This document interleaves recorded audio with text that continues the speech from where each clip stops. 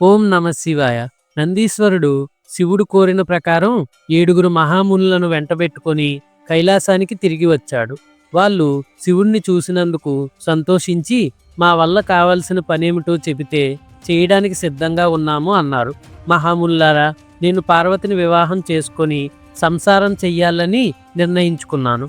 అందుచేత మీరు మేనకా హిమవంతుల దగ్గరికి వెళ్ళి వారి కుమార్తె అయిన పార్వతిని నాకు ఇచ్చి పెళ్లి చేసేలా మంచి మాటలతో ఒప్పించి ముహూర్తం పెట్టి నా వివాహం జరిపించండి అన్నాడు శివుడు.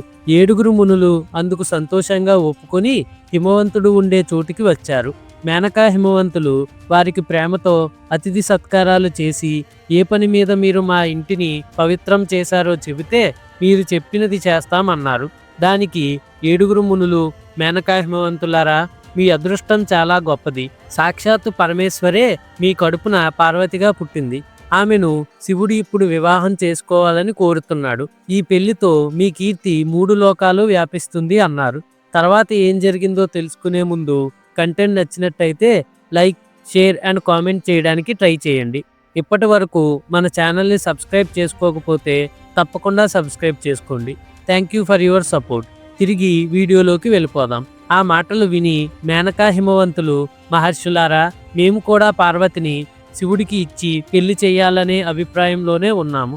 కానీ నిన్న ఒక బిచ్చగాడు మా దగ్గరికి వచ్చి పార్వతిని శివుడికి ఇవ్వవద్దని, శివుడికి ఒక రాజ్యం గాని, సుఖం గాని, భోగం గాని లేవని, శ్మశానాల్లో ఉంటాడని, పాములను ధరించి సరైన భోజన పాత్ర కూడా లేక కపాలంలో తిండి తింటాడని చెప్పి వెళ్ళిపోయాడు. అందుచేత పార్వతిని శివుడికి ఇచ్చి పెళ్లి చేసే ఆలోచన మానుకున్నామన్నారు.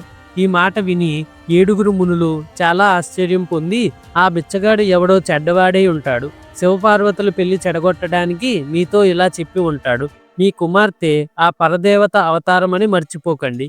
ఈమె శివుడి భార్య కావడానికే మీ కుమార్తెగా పుట్టింది అన్నారు. వశిష్ఠ మహాముని మేనకా